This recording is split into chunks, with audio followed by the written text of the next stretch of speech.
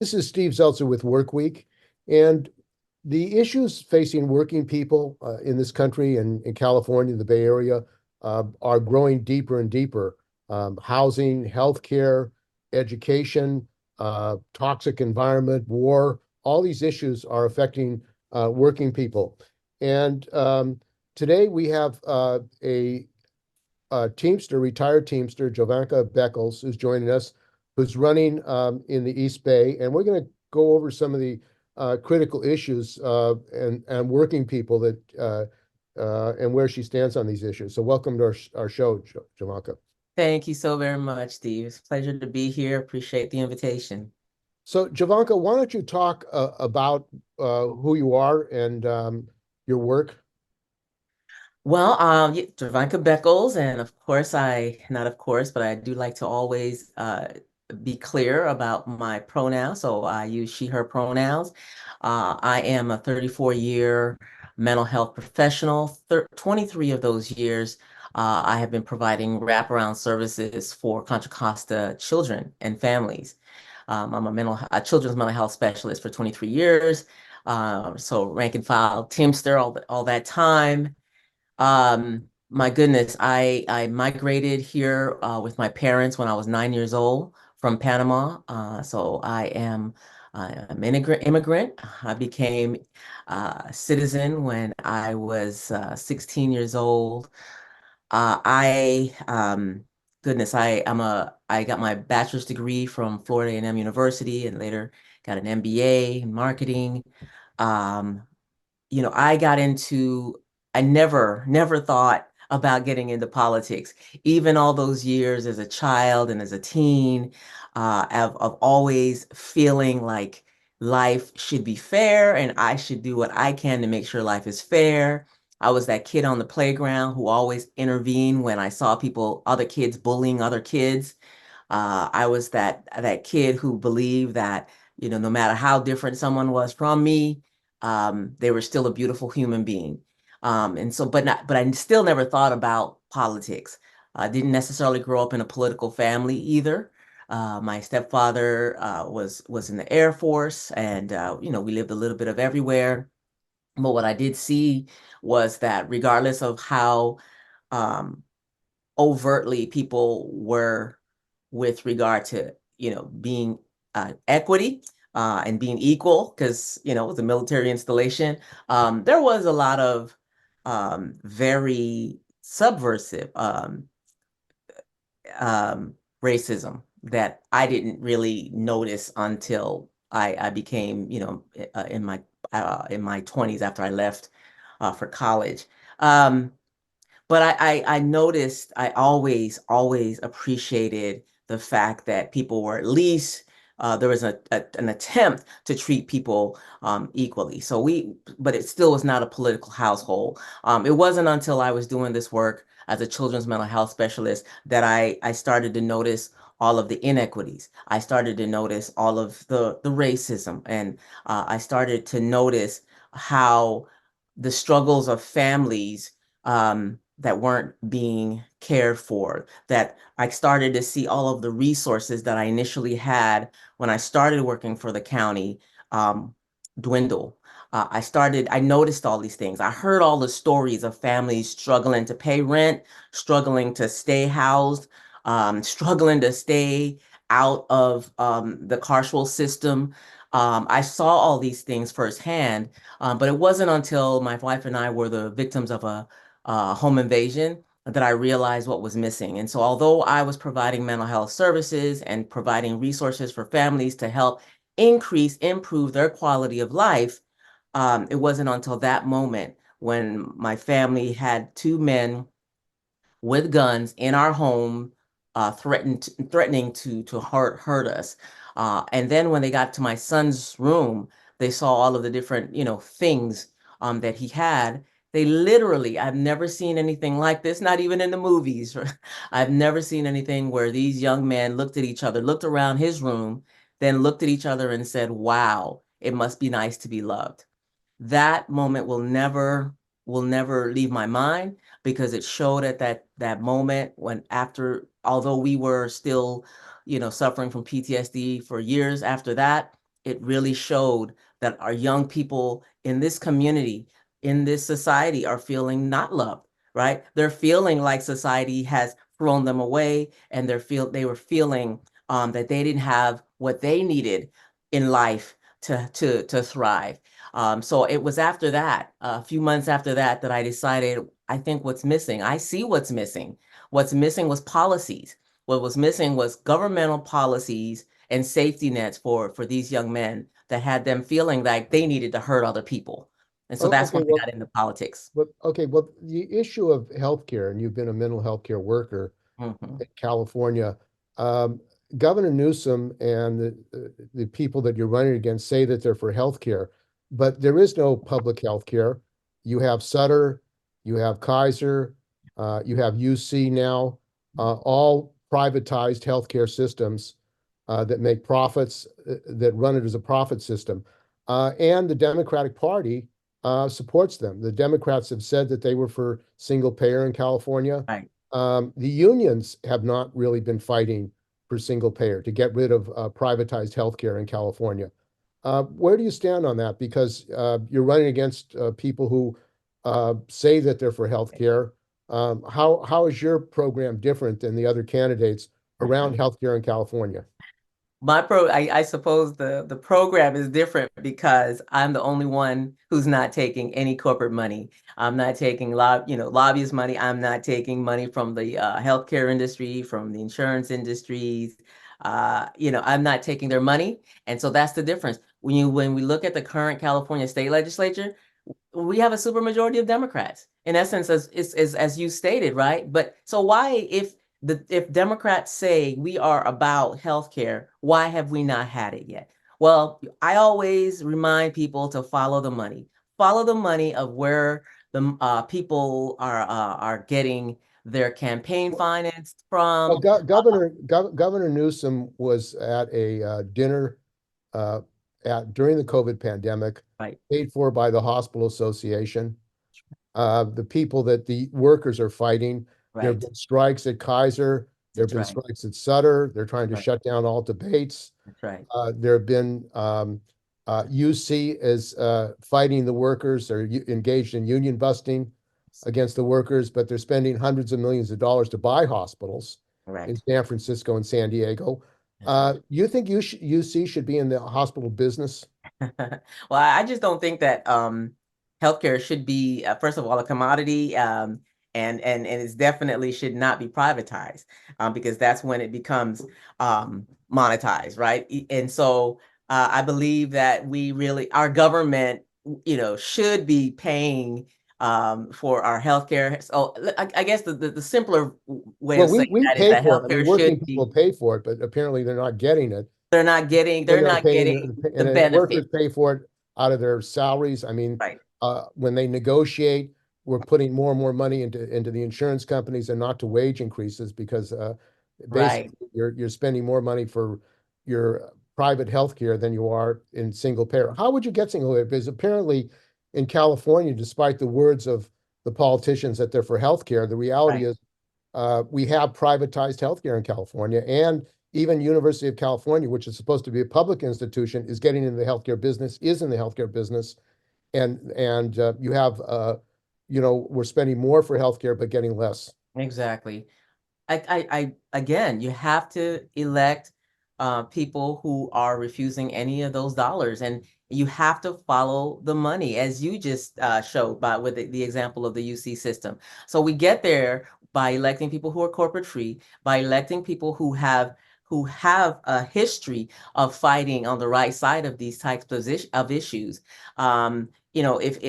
If the Speaker of the House is taking a ton of money from the insurance companies, then of course they're not going to be fighting for a universal healthcare system.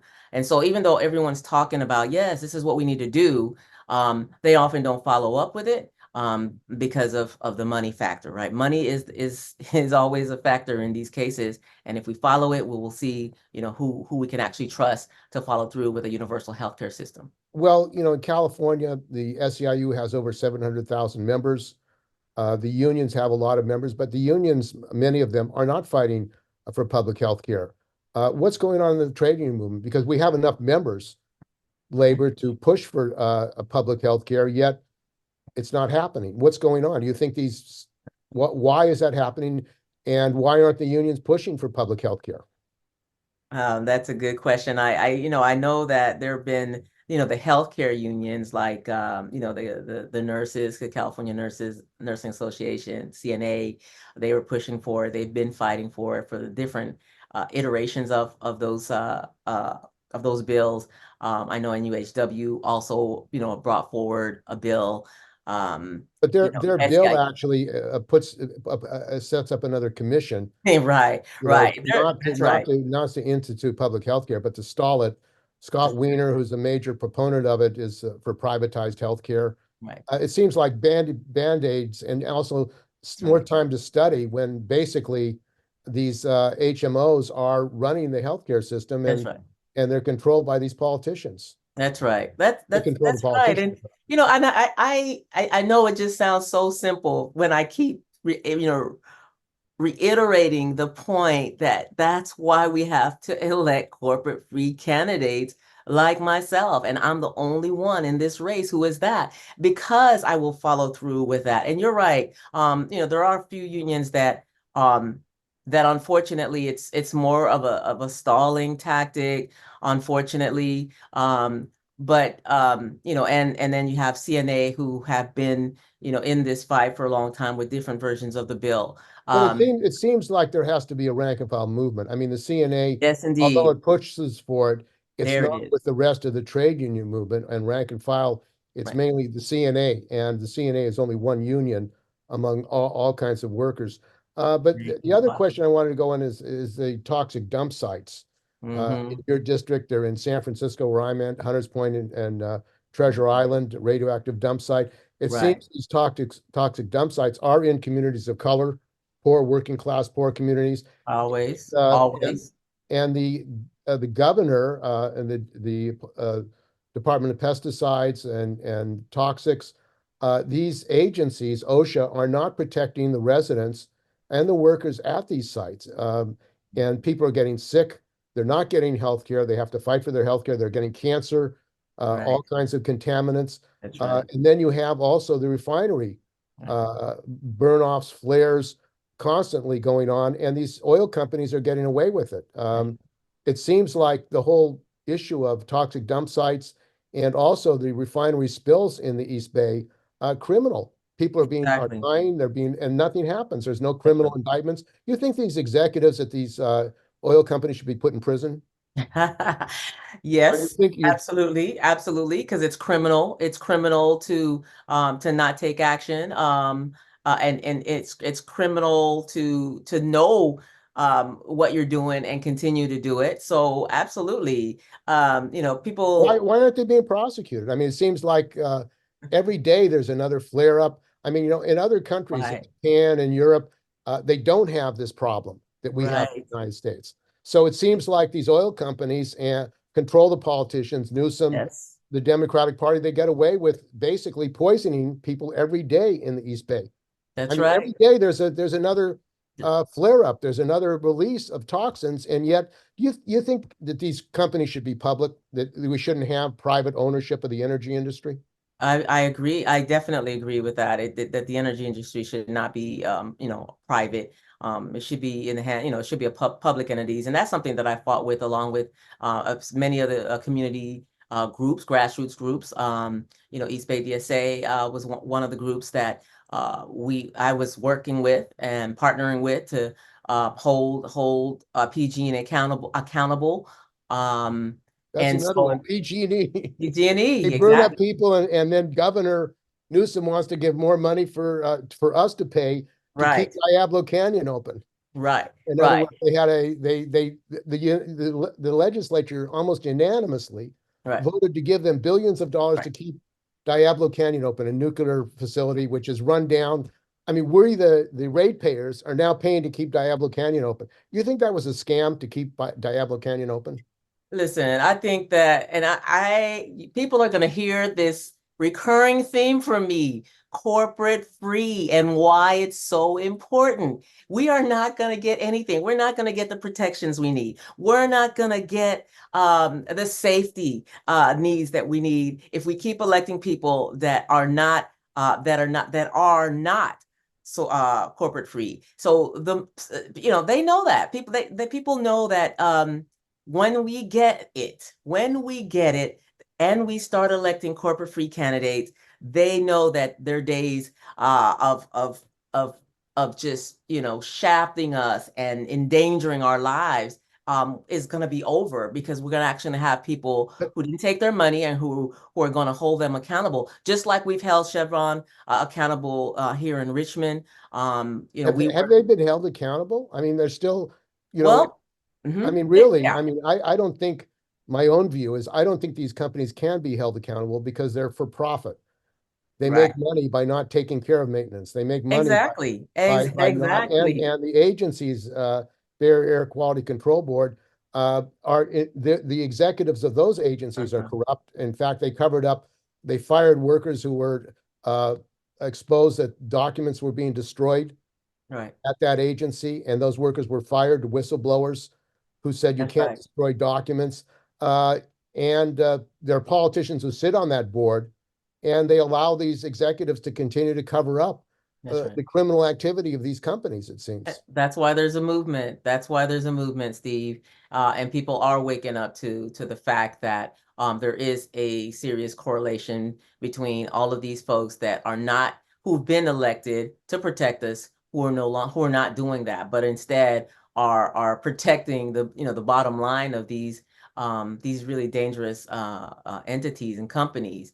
Um, And part I, of it I want to go is around corruption, because there's a corruption, major corruption scandal all over the country, growing corruption, right? nonprofits. There's no oversight in San Francisco. In the East Bay, you have a lot of nonprofits who are doing public work, but they're privately run. And this is a growing, and also there's substandard. In other words, you have nonprofit workers doing the same work as public workers, paid 30% less without the Mm-hmm. benefits and conditions. Where do you Mm-hmm. stand on that? Because what has happened is that this growing corruption scandal is that there's no oversight of these agencies, and the government is saying we're going to outsource more and more to Mm-hmm. other companies or consultants or that kind of thing. I mean, outsourcing of public jobs to nonprofits. Mm-hmm. And your question is, where do I stand on these types of tactics? Um, I once again, as a corporate free candidate, I am all about holding these entities accountable. It's not going to happen if we keep electing people who are not. If we keep electing people who say one thing and then we don't do our homework, we elect them, and now we're wondering why we're not getting the safety features and these safety features in place, why we're not getting the kinds of regulation that we need in place. And that's because you get what you get. If you keep doing the same thing, you cannot expect to get something different. And so we have to do something different by electing candidates like myself to the state legislature, who are not going to be beholden to any of these, to PG&E, to oil companies, to the healthcare industry, all those things. And if we keep electing people who are being funded by the very entities that we're fighting for, then we're not going to get anything, Steve. So we can On, look at on well, one issue I want to talk about is housing, because now in this country, housing is not a right, and in California, people can't afford housing. They have to travel hours and hours to Central Valley if they're yeah, in the Bay Area to get housing. right, Working people, their families are pushed out. Many are in the streets. You have thousands and thousands of people in tents and homelessness. right, Uh, the solution under capitalism and the mm, free market is let the developers control right, housing. right. And That's never that's going to we'll, happen. we'll give more money to the developers. Right. Where do you stand on that? Because, for example, in Vienna, Austria, in 1919, there was a major housing problem, and the Communist and Socialist Party had a government. They built 200,000 housing units. and Yeah, they made the billionaires, the wealthy in Vienna, pay for that. In that's right. California, we have over 150 billionaires, and yet they're not really paying the cost of this crisis as That's right. That's housing. right. Well, How do yeah, we need a mass housing, and it seems like the politicians, the Democrats and Republicans, their solution is a market solution the to markets, yes. housing. How We can't build our way out of this crisis, Steve. And so, I believe that, of course, we know California's housing system, it absolutely presents itself with we have an affordability crisis, right? For working people, as you mentioned, people having to drive so far to be able to afford a place to live, because they can't afford to live where they work. So the for-profit housing system isn't able to build a kind of secure, affordable housing that we need as working folks are because you it in favor of the focuses. state housing program, of the state building housing for working people? Is the state building housing? Not No, I right mean, now. are you in favor of the I state absolutely am. taking over the building of Absolutely. housing? I absolutely believe in that. I think that my platform, I talk about building, a housing for all platform, that we need to be able to build affordable housing, building hundreds of thousands of units that are affordable social housing. And of course, I'd like to make that happen within the next 5 to 10 years. And we have to learn from cities like Vienna, like you just mentioned, that, across the world that are building, not-for-profit social housing, and it's working. And they're building dense housing near public transportation. They're building strong mixed income communities. Well, what's interesting is people in this country, uh, should look at other countries that have a better housing situation, Yes, that don't have mentally ill people in the streets.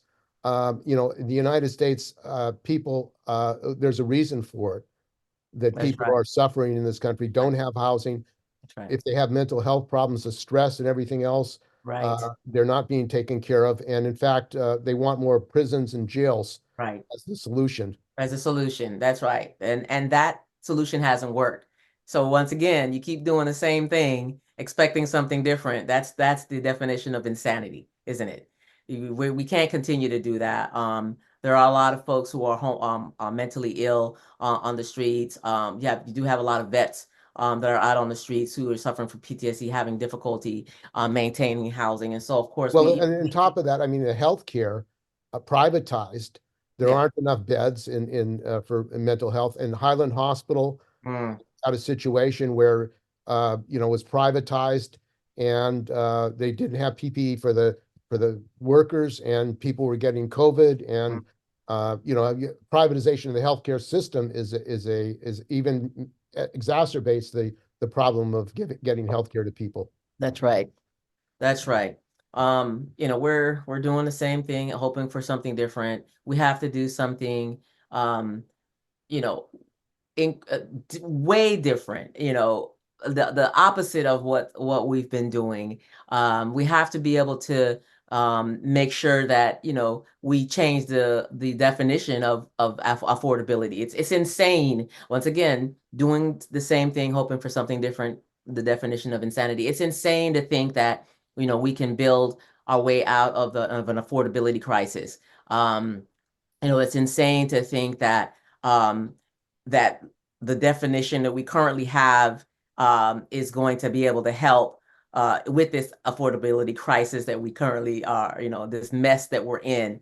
So that has to change. The definition right now, there have been I'm proud that in Richmond, I was able to support and build the most affordable housing than the other candidates. But still the definition remains, and that's something that can be changed at the state level, right? If the definition of low income is $57,000, that's insane because we know that the majority of rent people who are renting are not making $57,000 a year. And so that's insane. $75,000 would qualify someone for affordable housing right now. And again, that's an insane policy and definition that needs to be changed at the state level.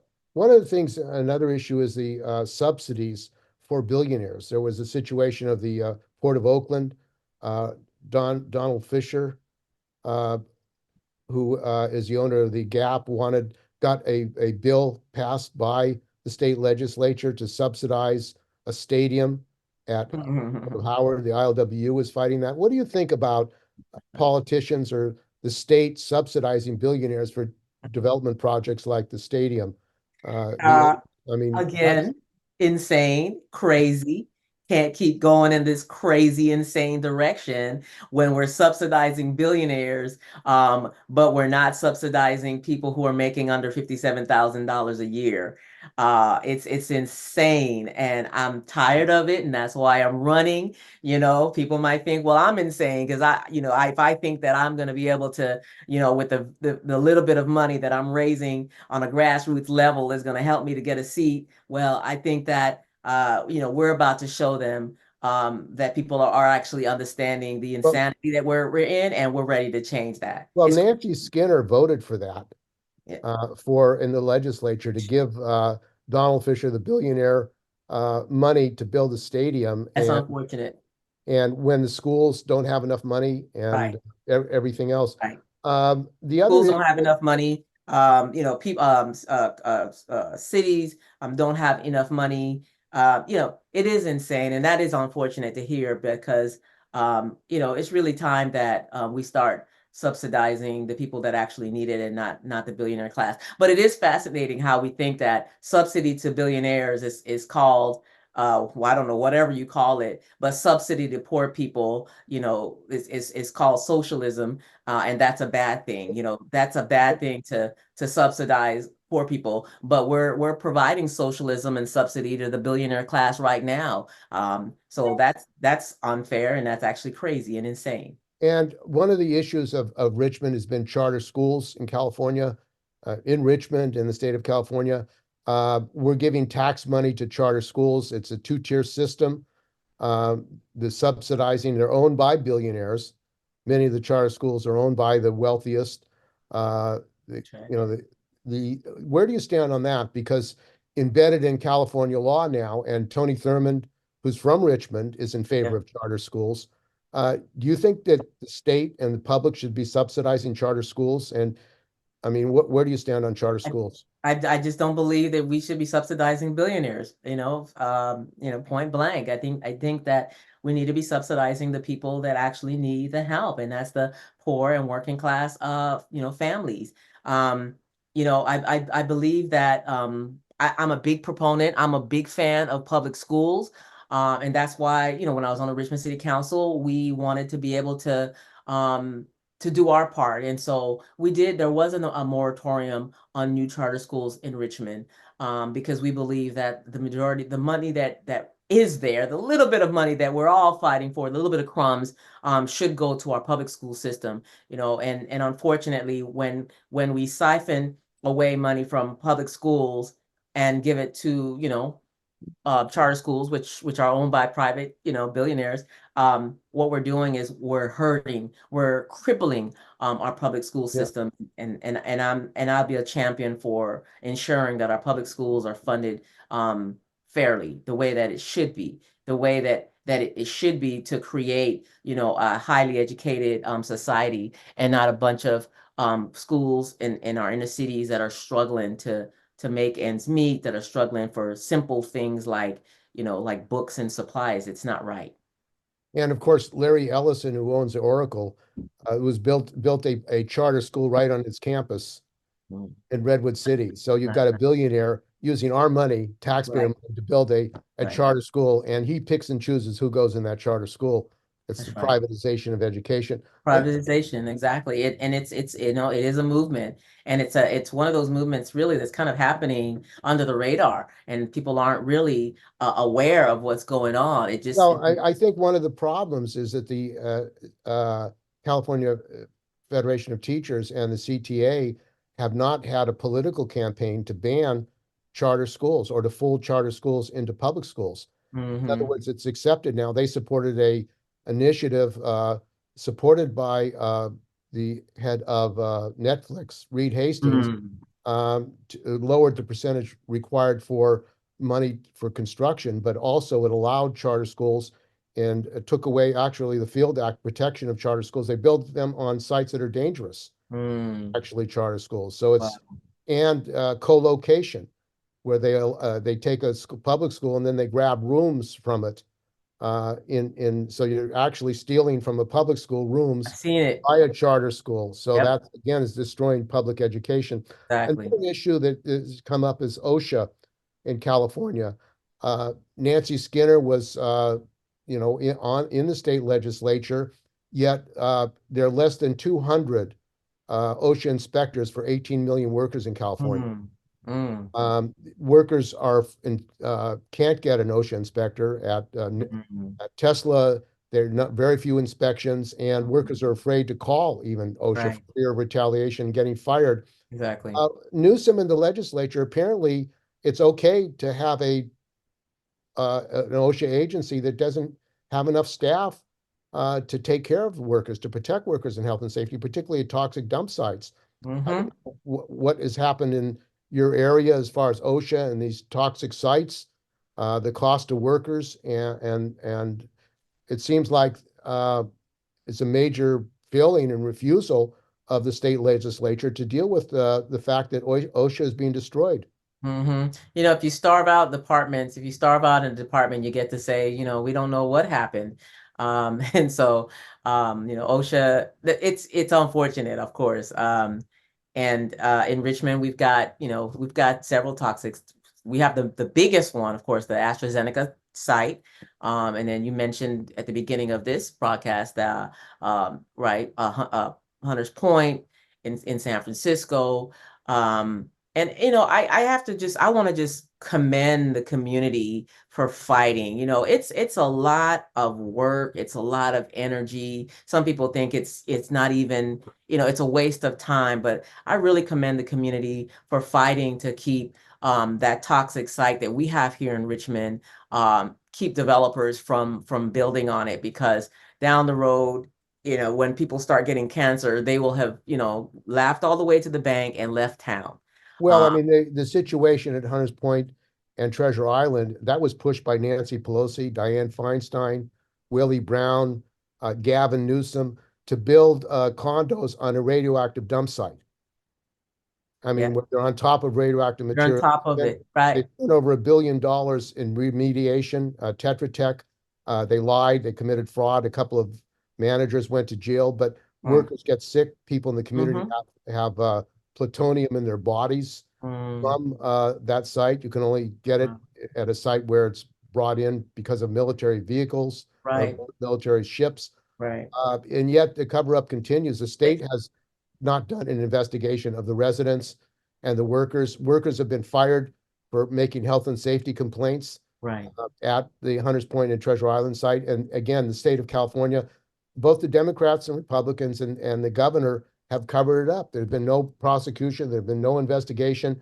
And Right. the company People Tetra are still trying to get, medical services and still trying healthcare. to I get mean, and the health care, city, right? London Breed, the city doesn't even investigate health conditions at Hunters Point Yeah, Shipyard, where yep, people are being contaminated.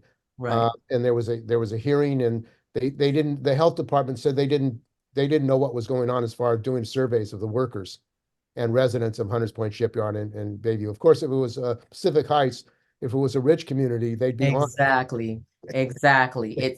Yeah, and that's exactly right. And because we know that's the truth, and we know that these sites would, these things wouldn't have even been able to exist in the first place. They would not have, set up shop, so to speak, in wealthier communities. It's always communities of color, low income communities of color, where people are just fighting tooth and nail just to survive, let alone try to fight, these mega $1 million, $1 billion corporations. And that's why, I do what I do. I feel like, I'm a working class person, with a little bit of energy, to fight, Well, for another issue is AI, automation, robo taxis, robo vehicles. There's a struggle in San Francisco against Waymo. They've got my. these cars on the streets. They're taking away Mhm. jobs of drivers. Right, Uh, Goldman right, Sachs said 350 million workers may lose their jobs as a result of AI. You have a situation where the governor vetoed a bill, Governor Newsom, saying that there should be a driver in trucks over 10,000 pounds. And the Yeah. Teamsters have That was shocking. That was reintroduced that shocking. bill. That was Who, really shocking to see because, as a Teamster, we were Teamsters were at the forefront of this fight. And so, we felt incredibly wow, it felt like a stab in the back because, these are unions that have supported the governor and we supported his race. And for him to veto that, despite the amount of voices that came to the table to express, concerns and it not was in almost opposition. unanimous for that bill in the legislature, and Right, vetoed that right. bill. But yet, the That was unions did not try to override the veto, and the majority of legislatures were for that. And now they want to extend the Waymo robo taxis to the peninsula to Los Angeles. mhm. It's a state issue. Are you in favor of allowing these robo taxis on the streets of California? No, nope, I'm not. I'm not. It's not safe. Not only is it not safe, but it's also union busting. It's also, creating, taking away jobs from people, who need it and who I would feel way safer, with a driver, who's, taking me from point A to point B, than a vehicle, an autonomous, vehicle. But who wants, these big semis, on the freeways without a driver in them? I know I don't. Oh my gosh. Again, not just because of the safety, but also because it's actually job busting, and that's why we have to continue to fight. That's why we have to elect corporate free Well, I candidates. mean, it seems like the California Public Utility Commission, which is whose the members are handpicked by Governor Newsom, they've allowed basically these companies, Waymo, Cruise, to operate really unregulated. Right. Well, it's no And surprise then, right? He the vetoed it California until he Public appointed Utility people. Commission also allowed PG&E Right. to get away with what they're doing, the Right. corruption. Right. Michael Peavy, a past head of PVV, the CPUC, was taking money from a foundation funded by PG&E. I mean, the corruption Yeah. of the state It government. doesn't stop, does it? Well, what's your position on the California Public Utility Commission? Because you'll be, if you got elected, would be responsible for oversight of the California Public Utility Commission. You think that agency should be, you should have elected people to it? Or, I mean, it seems that So, even the DMV has allowed these robo taxis on the streets without really protecting the people of California. If there was an earthquake in San Francisco, all these cars, autonomous cars, would stop in the middle of the street. It would cause people to die because it right. would block ambulances, it would block Right. fire trucks. I mean, Yeah. it's like it's out of control. These agencies are Yes. completely, really controlled, captured by the corporations That's right. that That's run right. California. That's exactly right. And I believe, that, in order for the more democratic a process is, I think, the better. And we're actually right now fighting for our very souls, with regard to just this democracy that we have. It's being threatened. But yeah, so all of these different agencies, I think that, the more democratic the process is, the better chance we have of winning, But it seems like the state legislature, your candidates, for example, the people you're running against, have they talked about the corruption in California? no, of course not. I'm the only one talking about it. I'm the only one talking about it because I'm the only one who is actually corporate free. I'm the only one. So that's, of course, right. That's not going to be a surprise, that people are not going to talk about corruption necessarily if their hopes of being in public office comes from the very entities that we're fighting against. And the other question is, the unions have been supporting the Democrats, and the union officials are embedded in the Democratic Party. The Democrats are controlled by corporations. The billionaires support the Democratic Party. In California, the billionaires support the Democratic Party. Yeah. And basically, they've allowed the billionaires to run California. And what do you think about the idea of a labor party, of the unions having their own political party, a workers' party in this country? To help us to, to not have to be uh tied to a party that currently, has a majority, a super majority, that's actually, that's not necessarily doing the bidding of, of the little guys, of the working class. So yeah, I like the idea of a Labor Party that would free itself from, from any type of corruption, whether it comes from the Democratic Party or not. And we're spending in the United States trillions of dollars on war. We've got a war in Ukraine. We've got a war in Israel on the genocide Can you on the really? I know if you Palestinians. can call it a war, because It's you can't, genocide. I It's a exactly. I can't. How do you call something a war if you have all of the weapons and the people that you are at war with, has very little weapon? That's not a war. That's a genocide. But pardon me. Go ahead. And we're also encircling China. We want to build up the military and bases in Taiwan and Japan and Okinawa, in Korea. We want to build up military bases to surround China. Um, the Democrats and Republicans are united on militarization with the threat of world war. The Democratic Party in California is supporting this war. The senators who are running all support more money for the war. Where do you stand on war? Because a good part of our budget, instead of going into healthcare, we don't Right. have we don't have national healthcare here, but we have national healthcare in Israel. Right, right. Got lots of money for, my our brother Tupac Shakur said it best. He got money for wars but can't feed the poor, right? We got money for war and can't house people. We have money for war, but we can't build hospitals and have, a health care for everyone. I think that it's it's not only insulting, it's really degrading. It's dangerous that we call ourselves, a wealthy nation, and yet we can't we can't provide society with the safety nets it need, but they can enrich the pockets of their buddies, who are building these arms to sell and provide to, right? Well, I mean, the Biden administration is actually saying that if you vote for more money for Ukraine and Israel, it'll help us here Oh by God. armaments factories. I mean, In the what the factories? armaments, military factories. Oh, In other armaments. words, Okay, yeah, in other yeah. words, we're providing jobs here by voting for war Right. Oh gosh. in Europe and in Asia. No. That's going to benefit people. I mean, it Right. seems like the Democratic Party is based on the war profiteers making money off Yeah. of war. Yeah.